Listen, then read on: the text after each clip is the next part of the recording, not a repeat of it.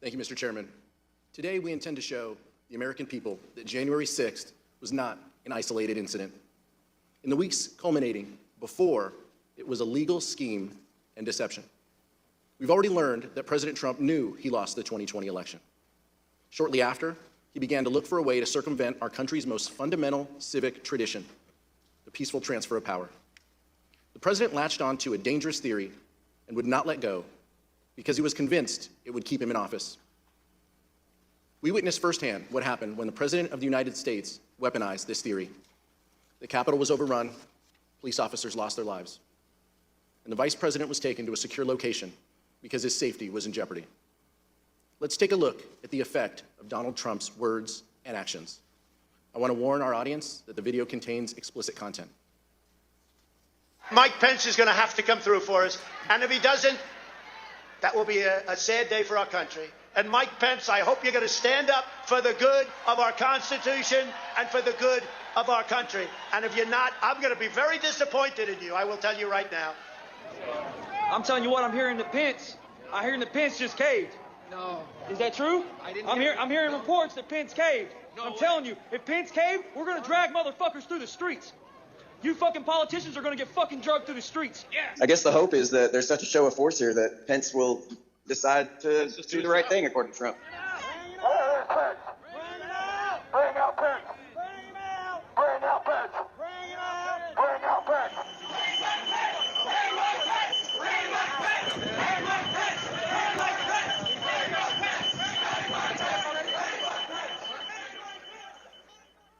How did we get to this point?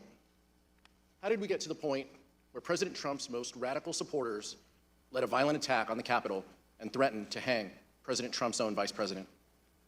You'll hear from witnesses that Donald Trump pressured Mike Pence to adopt a legally and morally bankrupt idea that the vice president could choose who the next president can be. You'll hear about how the vice president, the White House counsel, and others told Donald Trump that the vice president had no such authority. But President Trump would not listen. You'll hear how Vice President Pence withstood an onslaught of pressure from President Trump, both publicly and privately, a pressure campaign that built to a fever pitch with a heated phone call on January 6th. You'll also hear that the president knew there was a violent mob at the Capitol when he tweeted at 2:24 p.m. that the vice president did not have the, quote, courage to do what needed to be done. Let me be clear. Vice President Pence did the right thing that day. He stayed true to his oath to protect and defend the Constitution.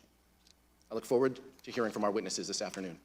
Mr. Chairman, I yield back. We're also joined today by one of the people who was with Vice President Pence on January 6th.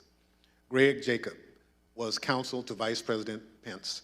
He conducted a thorough analysis of the role of the Vice President in the joint session of Congress under the Constitution, the Electoral Count Act, and 230 years of historical practice.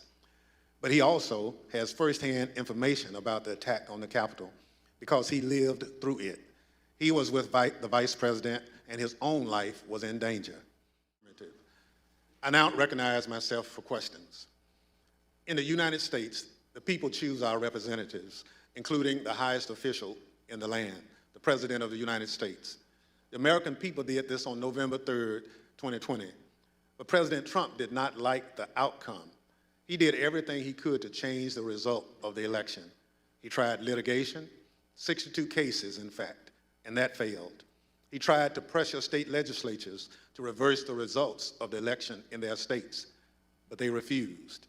He tried to enlist the Department of Justice in his efforts to overturn election results, but officials leading the department refused to comply. So eventually, he latched on to a completely nonsensical and anti-democratic theory that one man, his own vice president, could determine the outcome of the election. He wanted the vice president to unilaterally select the president. This theory that the vice president could unilaterally select the president runs completely contrary to our Constitution, our laws, and the entirety of our American experience. But that didn't matter to President Trump. I would now like to explore how President Trump came to latch on to this ridiculous legal theory that the vice president can select the president of the United States. Mr. Jacob, how did this theory first come to your attention?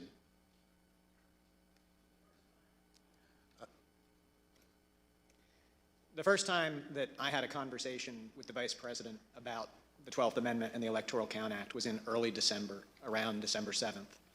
The Vice President called me over to his West Wing office and told me that he had been seeing and reading things that suggested that he had a significant role to play on January 6th in announcing the outcome of the election.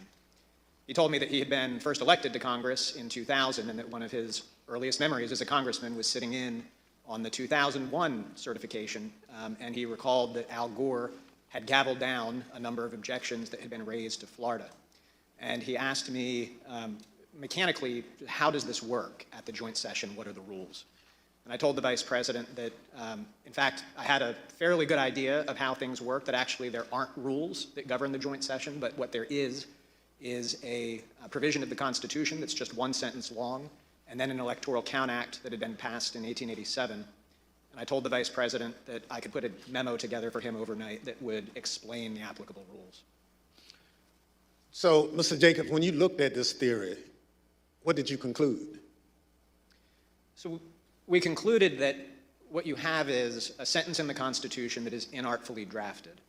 But the Vice President's first instinct when he heard this theory was that there was no way that our framers, who abhorred concentrated power, who had broken away from the tyranny of George III, would ever have put one person, particularly not a person who had a direct interest in the outcome because they were on the ticket for the election, in a role to have decisive impact on the outcome of the election.